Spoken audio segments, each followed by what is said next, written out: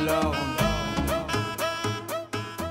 In Brussels, the situation is a bit more complicated. So, Brussels people, no matter which language they speak, feel like they're Brussels people. They're from Brussels. They're not from Flanders, or they're not from Wallonia. Well, I think we are now around 90% of French-speaking person here in Brussels. This region institutionally is bilingual. Bilingual? Yeah. Bilingual. Yeah, so when all the official papers has to be in both languages. Okay, but it's true that the land, the country, the land has been historically part of the Dutch part. And that's also a reason why they don't want to leave it. But now it's the Brussels region. It is. Living in Brussels and feeling comfortable in Brussels also implies that you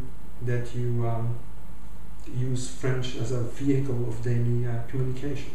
I think Brussels has the image of being kind of an acquired taste.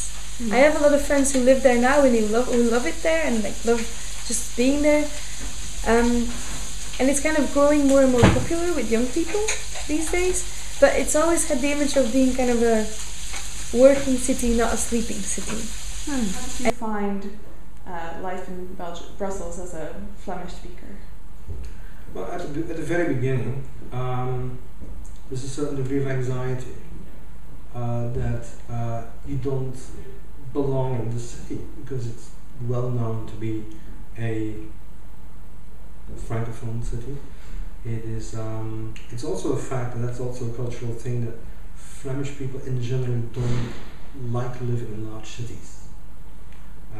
It's more a rural type. I mean, the wet dream of every Flemish family is having a villa in the country with a shrubbery. I mean, it's one of those cliches, but it's true.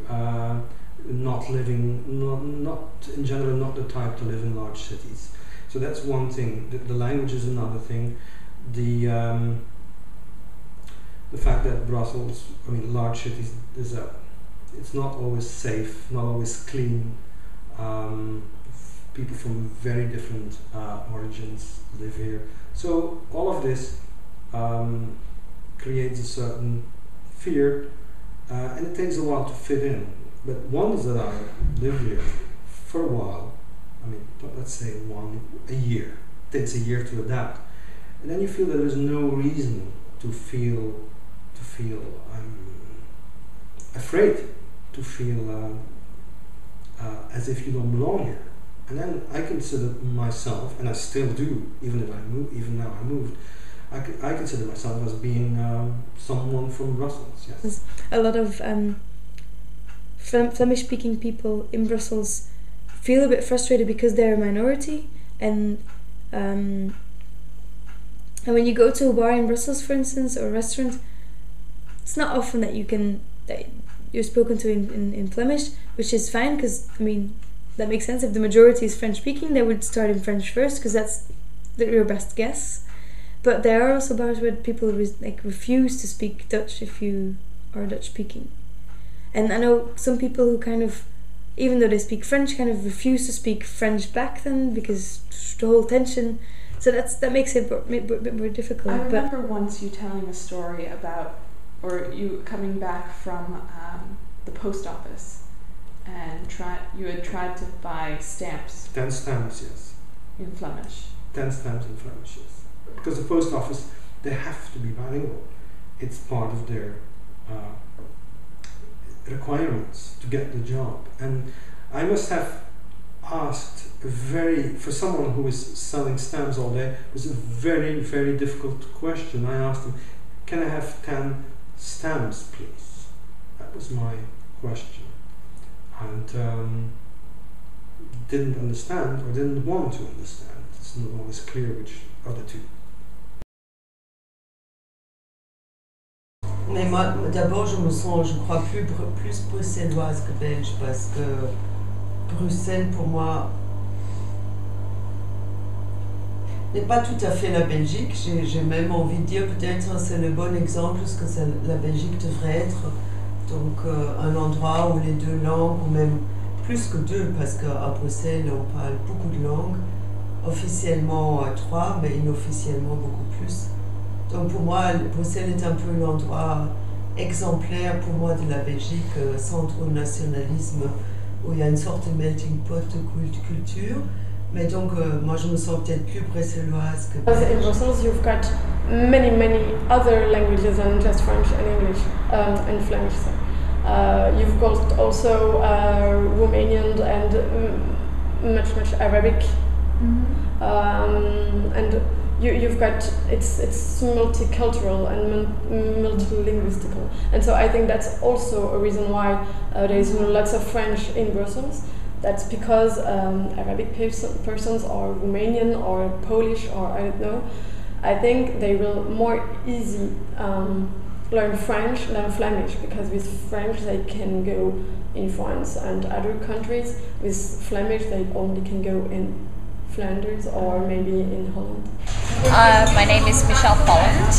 I am from Birmingham in England in the United Kingdom, and I have lived in Belgium for 5 years in total now.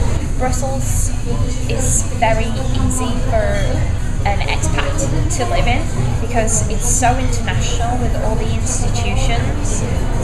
It's so international with all the institutions that there are so many people living here from all over Europe, and most of them, their second language is English.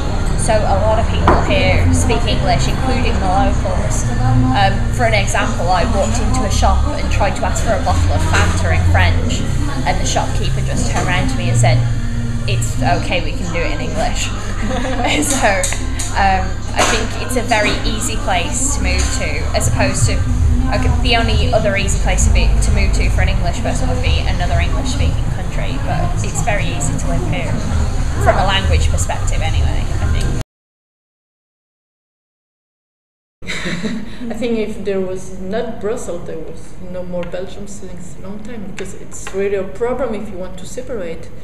For the French people, it's just unbelievable that Brussels wouldn't be with them, and for Flemish people, well, without Brussels, the Dutch part is not, it's very small also, so they don't like really Brussels, you know, it's not the capital. It is the capital, but they don't like very much, because they come here to work, and then they leave Brussels and they go in their bar, in their city. They just come, most of just come here to work. They don't like very much Brussels, but they can't leave it also.